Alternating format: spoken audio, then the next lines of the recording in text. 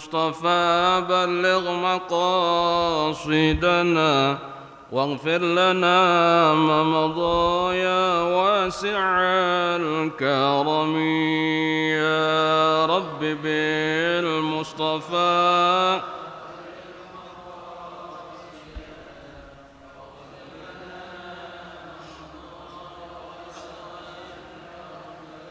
لم يحتلم قط طه مطلقا أبدا وما تساءب أصلا في مدى زمن يا رب بالمصطفى بلغ مقاصدنا واغفر لنا ما مضى منه الدواب فلم تهرب وما وقعت ذبابة أبدا في جسمه الحسن يا رب بالمصطفى بلغ مقاصدنا واغفر لنا ما مضى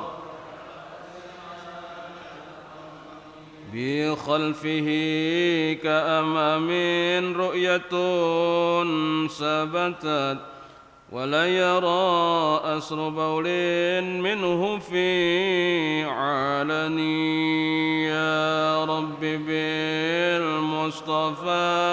بلغ مقاصدنا واغفر لنا ما مضى يا واسع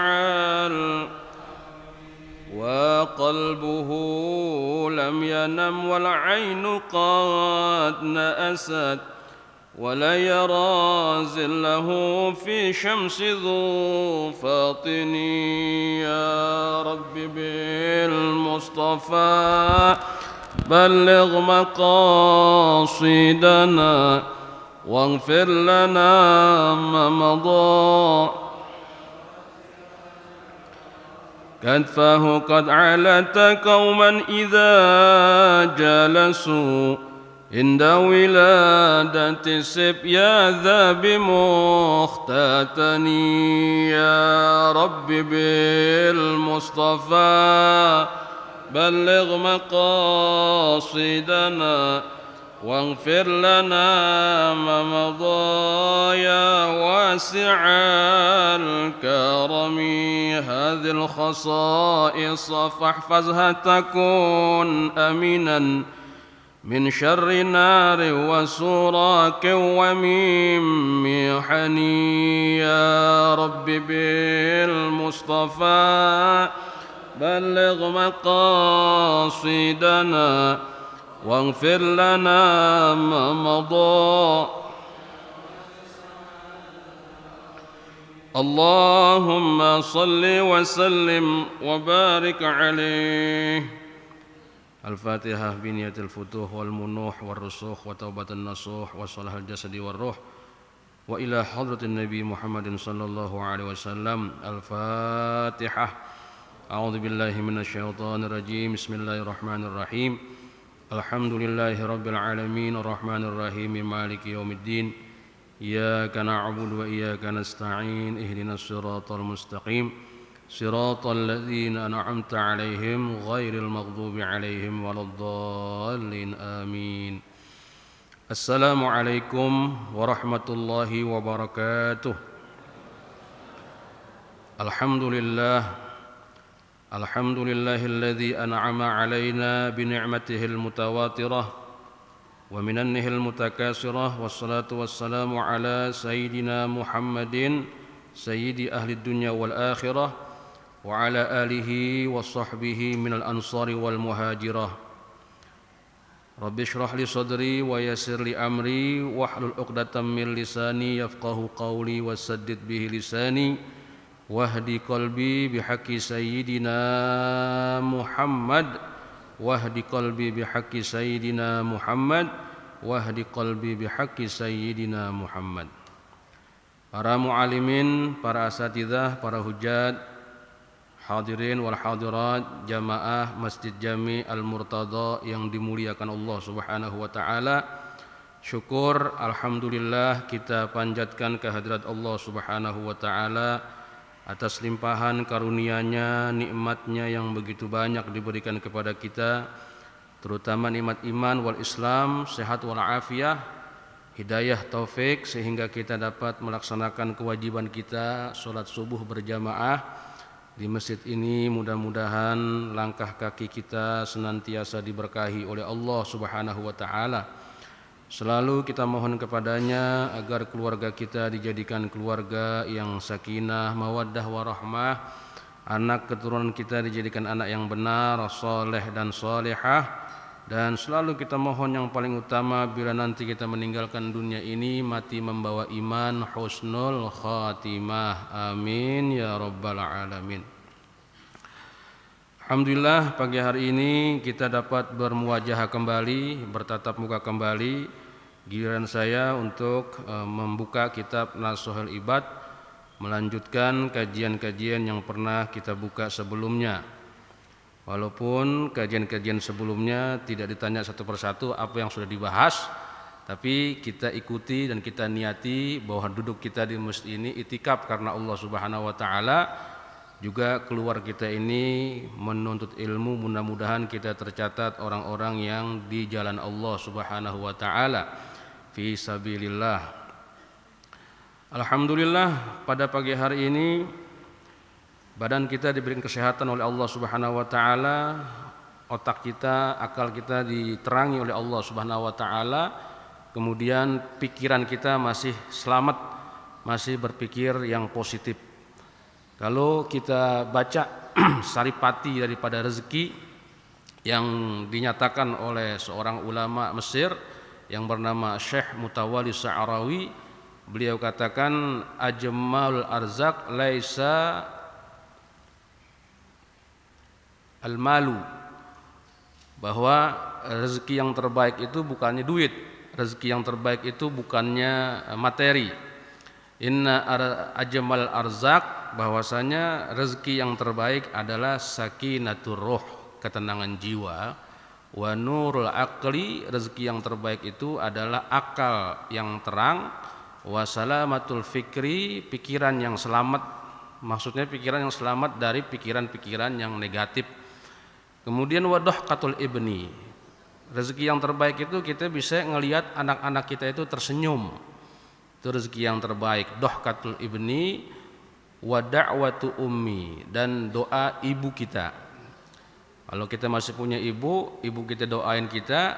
Seperti tadi itu kita punya orang tua, guru kita, muallim kita, muallim Haji Yunus berdoa, Allahumma barik lana fi auladina wala tadurruhum wafiqhum li taatika warzuqna birrahum.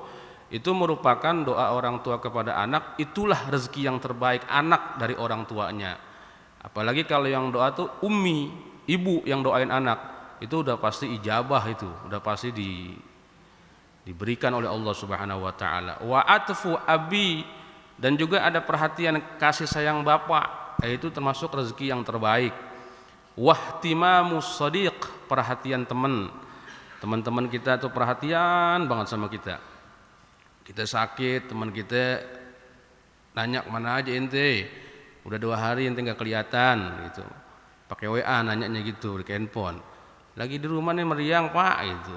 Nah perhatian teman ke kita itu termasuk ajmalul arzak, rezeki yang terbaik menurut ulama Syekh Mutawalli Sa'rawi. Dan itu kita sepakati kalau rezeki yang terbaik itu dikatakan oleh beliau sakinatur ruh, ketenangan jiwa, itu kita sepakati. Karena ketenangan jiwa ini merupakan obat yang saya katakan dia sebagai nisbud dawa, separuh daripada obat, yaitu itminan. Jadi sakinah itu obat. Kalau dulu di surat Al-Fat, di surah Al-Fat, Allah Subhanahu wa taala nyatakan bahwasanya huwallazi anzalas sakinata fi qulubil mu'minin. Ketenangan yang turun ini kan dari Allah. Dari Allah ketenangan yang turun ini, itu fungsinya ketenangan diturunkan oleh Allah liyasdadu imanam ma'a imanihim, agar iman yang sudah ada nih dia bertambah. Kenapa sakinah ini penambah keimanan? Sakinah ini penambah keimanan karena orang tenang sama orang yang blingsatan gitu. Blingsatan tahu kan Bu ya? Blingsatan itu artinya orang ceklau ya. Ceklau itu kalau bahasanya Kiai Tile masih galau kalau cek belum keluar, ceklau gitu ya. Itu blingsatan itu justru malah menurunkan kekebalan tubuh gitu. Tapi as-sakinah ini menambahkan keimanan. Ternyata ketenangan yang ada sama kita tuh, kita akan bertanya, ini ketenangan kok tenang banget, dari mana datangnya? Apakah dari putau? Bukan. Apakah dari sabu-sabu? Juga bukan. Apakah dari kita ini tenang minum kopi? Bukan juga. Lalu dari mana tenang ini datang? Itu dia, huwallah, huwallazi anzalas sakinata fi qulubil mu'minin. Dari dia. Siapa dia itu? Tadi yang imam baca tuh. Wallahu alladzi la ilaha illa huwa alimul ghaibi wasyahadah huwar rahmanur rahim. Wallahu alladzi la ilaha illa huwal malikul quddus. Dari dia datang itu yang disebutin sama imam di surah Al-Hasr ayat terakhir. Dari Allah alimul ghaibi wasyahadah, yang tahu yang gaib sama yang terang-terangan. Dari mana? Dari dia Allah yang maha jabbar, yang maha membentuk. Dari Allah yang maha mengumpulkan. Dari Allah yang maha menggerakkan. Dari Allah yang maha menurunkan ketenangan gitu. Nah kalau udah kita yakini dari dia, nah itu kita bersyukur dah sama Allah. Alhamdulillah ala ni'amillah, alhamdulillah ala barakatillah, alhamdulillah hamdan yuwafi ni'amahu wa yukafi mazidah, walhamdulillahi rabbil. Bersyukur dah sama Allah Subhanahu wa taala. Ternyata dari Allah, bukan dari iblis, bukan dari syaitan, dari Allah Subhanahu wa taala. Waktu Rasulullah sallallahu alaihi wasallam mau umroh, yang terkenal dengan kisah Fathu Mekahnya itu, ada namanya Amul Hudaybiyah, sampai Rasulullah dengan para sahabatnya sudah sampai Mekah, kemudian ditahan oleh musyrikin Mekah. Akhirnya Nabi ngawlah. Oke, Nabi nggak jadi berangkat umroh dah, karena ada perjanjian di situ. Kemudian diganti sama Allah, diganti kabar gembira. Kabar gembiranya turun ayat inna fatahna laka fatham mubina. Ketika Nabi nggak jadi umroh, Nabi kan tentunya harus nunggu perintah dari Allah. Ini kenapa nih orang kafir Quraisy musyrikin kok nahan? Oh ternyata mau bikin perjanjian dulu, yang dikenal dengan perjanjian Hudaybiyah tuh, banyak sekali perjanjiannya. Ya oke lah, Nabi ngalah. Padahal para sahabat ketika itu nafsu banget, kita udah punya jumlah massa banyak ya Rasul, udah maju aja terus. Enggak, Allah belum suruh itu. Ada hikmah. Nabi lebih senang sulhu. Sulhu itu artinya perdamaian yang Nabi senang. Bukan cuma timbang menang doang, tapi enggak ada perdamaiannya. Allah ganti dengan kabar gembira. Apa itu? Inna fatahna laka fatham mubina. Muhammad, kami akan berikan kemenangan kepada kamu dengan kemenangan yang nyata. Liyaghfira lakallahu ma taqaddama min dzambika wa ma ta'akhkhar. Yaitu kamu akan mendapatkan stempel diampuni dosa yang lalu dan yang akan datang. Wa yansurakallahu nasran aziza. Allah akan tolong dengan pertolongan yang mulia, pertolongan yang aziza, yang terhormat. Sahabat mendengar Nabi gembira kayak begini, semalam turun ayat, saya gembira banget. dan tidak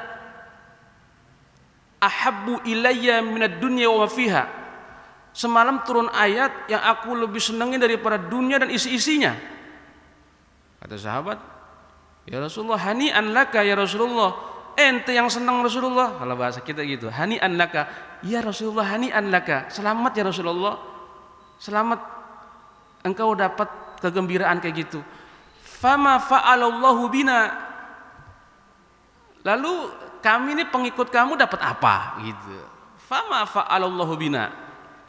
Kami dapat apa nih? Yaitu dia.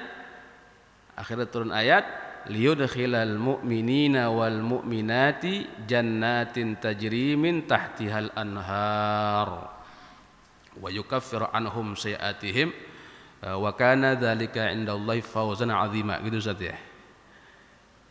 Sahabat dapat apaan? Kata Allah, mereka orang-orang mukmin, mukminat, Allah berjanji akan masukkan ke dalam sorga, yaitu puncak kebahagiaan, puncak kenikmatan, puncak kesuksesan kita adalah masuk ke dalam sorganya Allah Subhanahu wa ta'ala. Seperti doa yang kita mohon, Rabbana atina fid dunya hasanah, hasanah fid dunya, yaitu bil ilmi wal ibadah, hasanah fil akhirah, dukhulul jannah, masuk ke dalam sorga dan melihat, menatap wajah Allah tanpa batas dan tanpa bagaimana. Itulah kenikmatan puncaknya. Wa yukaffiru anhum sayi'atihim.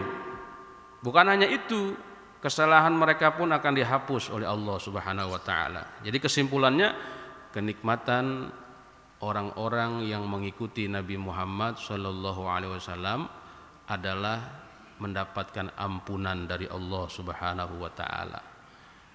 Ini kita ngaji ini keluar dari sini pasti diampuni oleh Allah Subhanahu wa taala. Pasti diampuni oleh Allah. Dan tidak ada nikmat yang paling besar kecuali mendapat ampunan Allah Subhanahu wa taala. Bayangin, kita dikasih titipan sama Allah Subhanahu wa taala. Ada orang nitip motor ke kita aja, kalau motor itu rusak sedikit, yang nitip marahnya luar biasa. Ini Allah nitip ke kita banyak banget. Nitip mata, nitip telinga, nitip anak, nitip istri. Tentunya banyak banget kekurangan kita nih. Menjaga titipan Allah Subhanahu wa taala. Apalagi yang kita harapin kecuali ampunan Allah. Aduh, saya jadi begini nih Bu, maaf ya. Allah karim. Jadi kita senang. Itu doa yang saya baca, Allahumma inna afwaka an dhunubi wa tajawuzuka an khati'ati wa sitraka ala. Ya Allah, Engkau maafi saya, afwaka an dhunubi wa tajawuzuka an khati'ati. Engkau tutup aib-aib saya ya Allah. Kalau itu sudah aku dapati, maafku ku dapati, ampunanmu ku dapati, sepertinya aku sudah malu lagi minta yang lain kepadamu ya Allah. Atmau, karena melihat posisi amal saya yang begitu sangat mungkin kagak ada hitungannya di hadapan Allah terhadap nikmat yang banyak. Karena itu ya Allah, fa'uddah bifadlika wa ihsanika alayya. Kembalikan fadlmu ya Allah, kembalikan kebaikanmu ya Allah alayya, kepada saya, kepada kita semua. Ini munajatnya Nabiullah Khidir yang sangat disenangi oleh Allah Subhanahu wa taala. Allahumma kama latafta fi 'azamatik duna lutafa wa alauta bi 'azamatik 'alal uzama. Ini suasana pagi, memang malaikat tuh banyak menyaksikan kita, Bu. Inna Qur'anal fajri kana mashhuda. Jadi suasana pagi banyak malaikat masih, kalau kita udah ngomong masalah kayak gini nih, malaikat-malaikat nih dia penuh kan dari cahaya. Masuk aja kita ke frekuensinya, sudah kena lah, kita punya rasa gitu. Rasa bagaimana malaikat itu kerjaannya, dia bertasbih kepada Allah Subhanahu wa taala, getarannya, frekuensinya berasa. Bahkan Nabi katakan malaikat tiap pagi itu turun, dia mendoakan orang yang menginfakkan hartanya dengan doa Allahumma ati munfiqan khalafa, ya Allah ganti itu orang yang munfik, infak dengan berlipat ganda. Juga di ayat Quran dikatakan inna Qur'anal fajri kana masyhuda, bahwa pada saat fajar itu malaikat banyak turun menyaksikan orang-orang yang menghidupkan waktu fajar. Jadi mudah-mudahan disaksikan oleh para malaikat, kita merintih kepada Allah, memohon ampun kepada Allah Subhanahu wa taala. La aninul usad ahabbu ilayya min zajlil musabbihin, bahwasanya rintihan para pendosa itu lebih disenangi Allah daripada getaran tasbihnya para malaikat. Hadirin wal hadirat rahimani wa rahimakumullah, kita sampai kepada al-maqalatut tasi'ah, yaitu maqalah yang ke-9. Emang nih kitab Nasaihul Ibad, sebelum saya baca, saya sendiri yang kena nasihatnya. Jadi sebenarnya ini nasihat buat yang ngomong sebenarnya. Jadi lebih banyak saya dinasihatinnya, karena kan saya baca selembar, yang saya sampaikan cuma sebaris gitu. Berarti banyak banget saya kena sasarannya yang baca gitu. Ada satu maqalah yang ke-9, an Sufyan As-Tsauri radhiyallahu anhu, dari Sufyan As-Tsauri, semoga Allah meridhoinya. Siapa itu Sufyan As-Tsauri? Wa huwa syekhul Imam Malik, dia gurunya Imam Malik. Apa kata beliau? Kullu ma'siyatin nasyiatin an syahwatin, setiap maksiat, setiap perbuatan maksiat yang muncul, yang timbul dari syahwat, ai istiyaqun nafsi ila syai'in, dari dorongan nafsu kepada sesuatu, fa innahu yurja ghufranuha. Kalau maksiat itu muncul, timbul dari dorongan nafsu, maka yurja ghufranuha, masih ada harapan pengampunannya. Masih ada harapan pengampunannya. Maksudnya kalau umpamanya kita itu durhaka kepada Allah, kayak model seumpamanya pelacur, nah, gitulah dah, yang langsung dah, yang telak nih, pelacur itu muncul dari hawa nafsunya, atau dosa-dosa yang kecil kayak mandang wanita cantik dengan syahwat. Dengan syahwat kita pandang, itu muncul dari hawa nafsu. Itu masih diharapkan pengampunannya. Dengan wudu hilang, atau dengan istighfar juga hilang. Itu maksiat yang timbul dari dorongan hawa nafsu. Maksiat apa aja yang timbul dari dorongan hawa nafsu, itu masih diharapkan ampunannya. Masih gampang lah kita minta ampun kepada Allah gitu. Tapi ada maksiat yang susah diharapkan pengampunannya.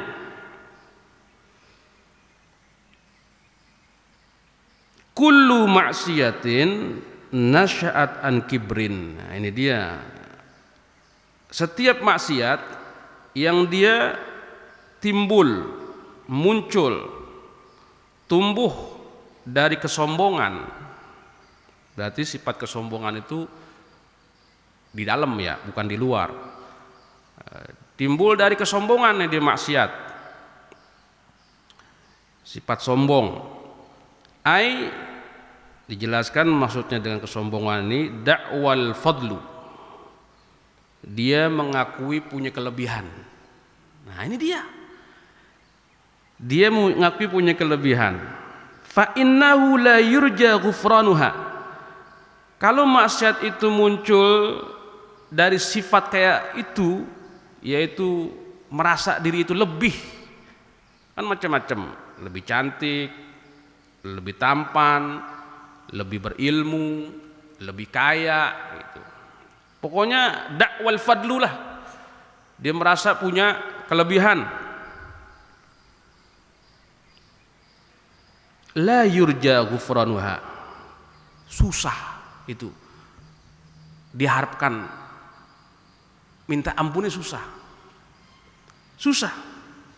Li'anna maksiata iblis kana asluha minal kibri. Karena maksiatnya iblis itu asluha, itu aslinya itu timbul dari kesombongan. Iblis tuh maksiatnya dari kesombongan. Apalagi yang ngomong nih, Yang ngomong nih Masya Allah.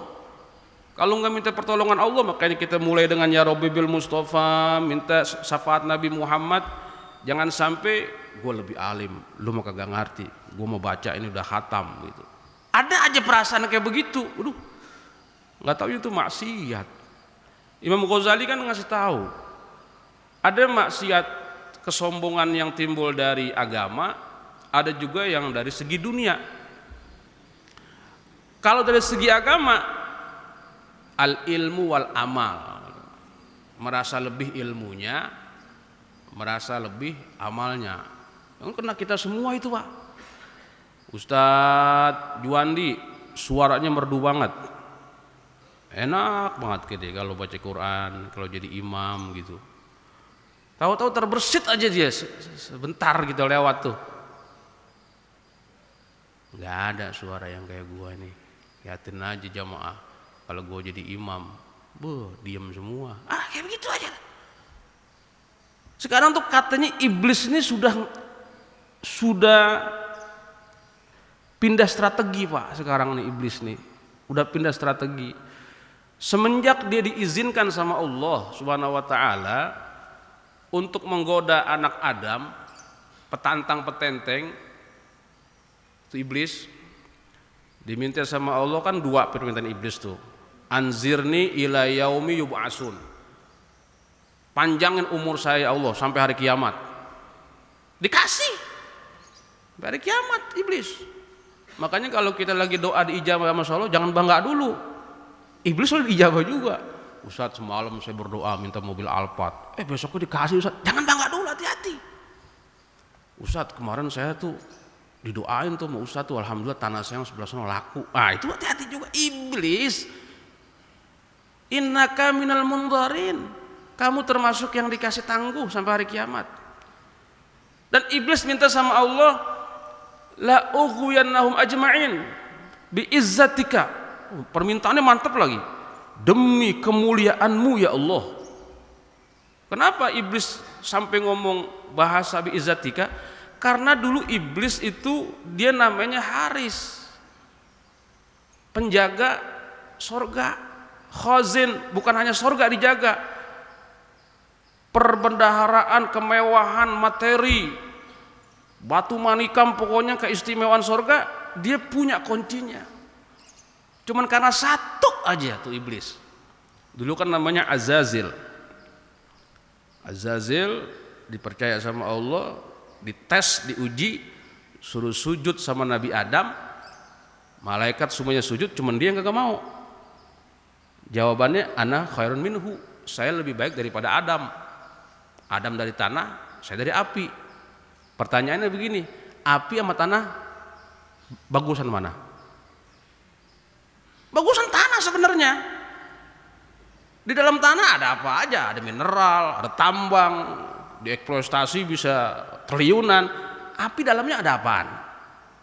Berarti bahasa iblis ini bahasa gelap, ketutup gitu.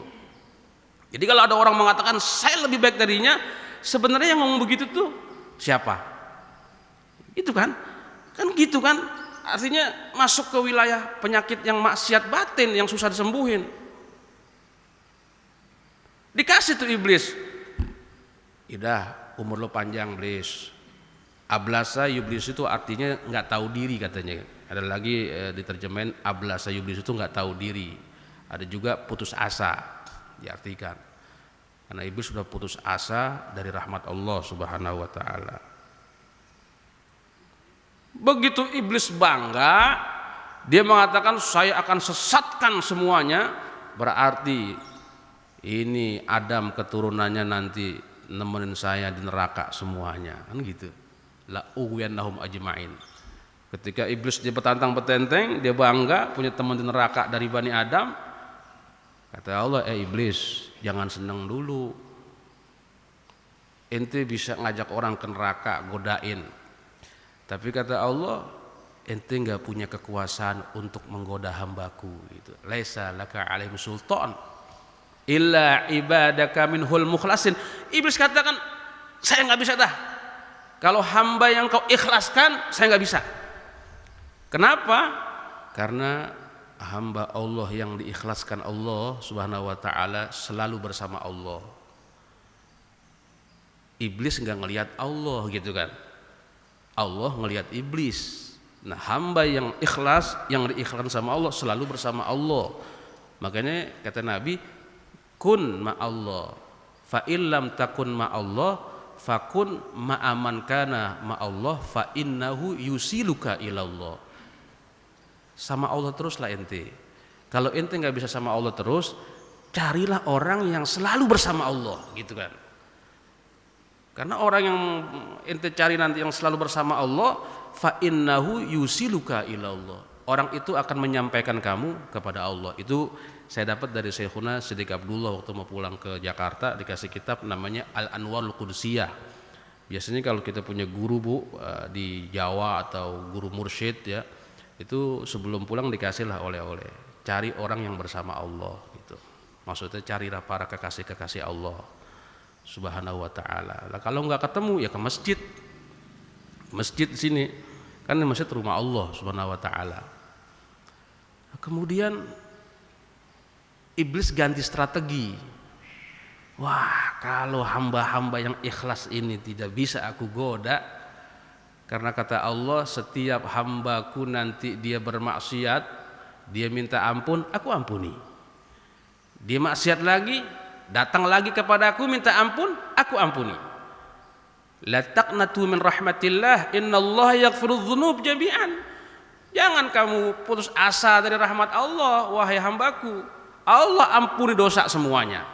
Ada orang melacur 30 tahun. Taubat datang kepada Allah, Allah ampuni. Kira-kira iblis gimana, Pak? Kerja bakti lagi dia. Aduh, udah lama banget saya mau gelincirkan dia. Begitu 30 tahun ngaji di Masjid Al-Murtado, dapat pencerahan, minta ampun. Tuhannya Muhammad baik banget. Gitu. Diampunin. Ganti strategi nih iblis. Apa strateginya? Gimana caranya supaya umat Muhammad merasa benar gitu. Merasa benar sehingga enggak pernah minta ampun sama Allah. Saya emang enggak salah Ustadz, dia yang salah. Saya emang enggak salah Ustadz, dia yang salah. Selalu saya emang enggak salah, dia yang salah. Begitu dia sakit, gue salah apa ya gitu. Lu mah salah. Apa salahnya? Kurang bersyukur sama Allah. Jadi diganti strategi pola godaan iblis ini, dia cari pola supaya orang itu nggak minta ampun kepada Allah. Makanya saya itu kalau bangun malam sebelum sholat, ya kita itu jangan tinggal sholat taubat jangan tinggal. Itu ada dari guru-guru kita itu kalau sholat 2 rakaat baca ayatnya itu walau annahum izzalamu anfusahum ja'uka fastaghfirullah wastaghfarallahumur rasul lawajadullaha tawwabar rahima. Ibu-ibu boleh itu cari di surah An-Nisa ya, kalau nggak salah. Ditanya sama Ustadz Juandi itu 2 rakaat baca ayat itu sebelum masuk ke sholat hajat, sebelum masuk ke sholat tahajud. Itu saya Bu, itu saya. Ya kalau mau diamalin juga nggak apa-apa. Jadi sholat tobat tiap hari supaya kita nggak GR. Karena dakwal fadlu, kita ini merasa punya kelebihan apa aja, mau kelebihan ilmu, mau kelebihan amal, merasa begitu, itu sayang banget. Kalau dari segi dunia kata Imam Ghazali ada 5 nih dia datangnya yang bisa menyebabkan kita nggak masuk surga. Karena kan la yadkhul jannah man kana fi qalbihi mithqalu habbatin min kibrin. Itu kan hadisnya populer kan Ustaz ya. Tidak masuk surga orang nggak bakal orang la yadkhul jannah, nggak masuk surga orang yang di hatinya itu masih ada kesombongan walaupun kecil seperti biji yang paling kecil lah, habbah itu. Ada juga yang mengartikan sebesar atom. Bayangin, sedikit banget ada nggak jadi masuk surga gitu. Berarti kita ngaji mengenal diri, mengenal Allah Subhanahu wa taala dalam rangka full ngakuin Allah semua dah. Kalau kita dikasih ilmu, titipan dari Allah. Kalau kita demen beramal, hadiah dari Allah. Saya kan selalu ulang-ulang tuh. Fadlan wajudaman la biktisabi minna bil mustafa rasuli nahza bikulli suli. Takut sekali kita itu ada kecil banget. Kadang-kadang saya dengar di masyarakat nih, ya, saya dengar gitu, ada ustadz yang besar yang dipanggil kiai gitu. Begitu kita lagi ngomongin Ustadz Juandi dah misalnya, Ustadz Juandi alhamdulillah ya, dia sudah eksis di Tanjung Barat, suaranya enak, orang pada demen, kita ngomong kayak yang besar. Atau Ustadz bau kencur, masih kecil tuh Ustadz itu, kalimat begitu aja saya takut gugur itu Pak. Ada kalimat kayak begitu saya takut gugur, kan ada pengecilan. Dan saya pernah pengalaman digituin. Itu anak baru kemarin itu dia. Kalimat itu saya takut banget ya Allah, karena semuanya kan dari dia gitu.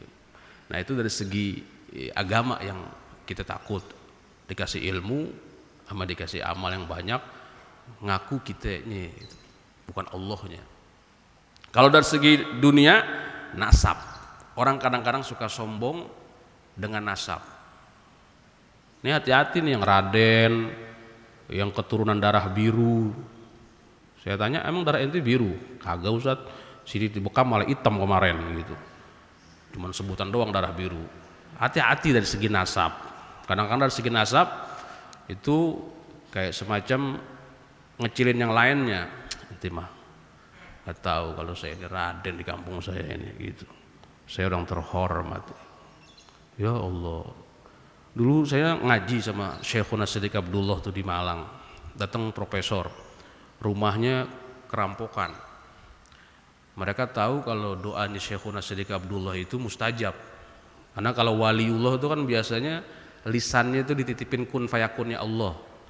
Kalau kamu lihat di rumah itu sering orang fakir miskin datang, anak yatim datang, makan tiap hari di rumah orang itu, maka Allah titipin kun fayakun di lisan tuh orang. Nah Syekhuna Siddiq Abdullah di Malang itu ribuan orang dikasih makan, santri gratis semua. Pantas saja kalau Allah titipin kun fayakun. Jadi kalau beliau berdoa, doanya di hati itu ada yang diijabah gitu. Datang nih profesor, Assalamualaikum Yai, rumah saya kerampokan Yai, saya minta kun fayakun yang Allah kasih ke Yai, tolong supaya rampoknya itu sadar, balikin barang-barang saya. Ngomong ada orang banyak, tapi beliau didik santri-santrinya apa? Oh saya ini babi, sampean salah, saya ini babi, celeng saya ini. Enggak Yai. Akhirnya pulang tamunya ngomong sama saya, ini Don, saya takut santri saya itu takabur, punya guru begini begitu, ngomong depan orang, biar aja ngaku babi, tapi perbuatannya nggak kayak babi, ketimbang ngaku Raden, lagunya kayak babi. Sepakat nggak Pak? Gitu tuh ajaran tuh. Kalau guru-guru tasawuf tuh ngajarin begitu, diberesin tuh batin kita tuh. Ngeri karena di masyarakat ustadz, kiai itu kan dimuliain, manis banget panggilannya buat dia. Tertipu aja, Allahu Akbar, hilang tuh manisnya. Istighfar kepada Allah Subhanahu Wa Taala. Makanya tiap hari kita taubat, takut ada terus, setiap hari kita taubat, minta ampun kepada Allah Subhanahu Wa Taala tiap hari. Mendingan kau begitu. Orang kalau nasabnya bagus itu cobaannya besar dalam merawat ketawaduannya, karena puncak akhlakul karimah itu puncak akhlak, ghayatu akhlakul karimah tawadu, puncak akhlak yang mulia itu tawadu, dia merendahkan hati di hadapan Allah. Makanya guru-guru saya kalau ngasih zikiran itu sebelum dia zikir, kita zikir itu ngaku dulu ke Allah kan, saya bilang Ya Allah, saya dan keluarga saya orang lemah, orang fasik ya Allah, orang munafik ya Allah, tapi banget butuh kepadamu ya Allah. Itu ngajarin begitu. Ani wa iyali doifatun wa fasikotun wa munafikotun wa mutorun gitu. Kalau bahasa Jawanya kulo gitu. Ya itu lan keluarga kulo gitu kan.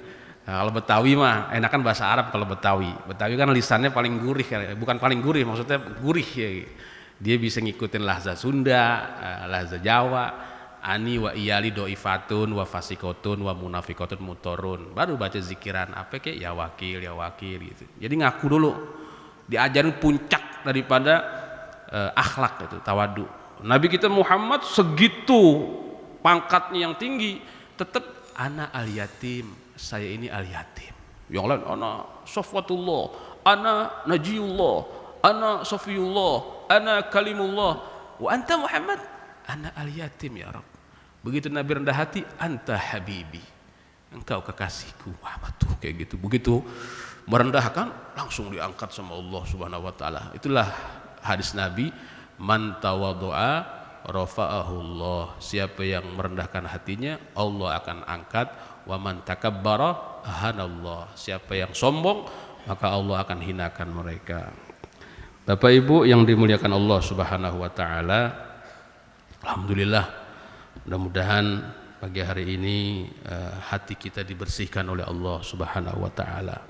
Tiap hari kita bertaubat kepada Allah Subhanahu wa taala agar amalan yang kita kerjakan hadiah dari Allah ini dapat memberatkan timbangan. Fa amma man saqulat mawazinuhu faulaika humul muflihun. Orang yang timbangan amalnya itu berat, itu amal baiknya berat, maka dialah orang-orang yang untung. Tapi kalau yang ringan, faulaika khasiru anfusahum, mereka orang-orang yang merugi, jahannam yaslaunaha gitu, neraka jahannam. Maka kita ini udah bangun, amal kita sudah begini begitu, ngeri ada sifat sombong aja gitu, sedikit menganggap itu adalah perbuatan kita, wah itu ngeri banget, ngerinya hilang. Pagi hari ini kita sudah sampai ke maqalah yang 9, artinya bahwasanya bertaubatlah selalu kepada Allah Subhanahu wa taala.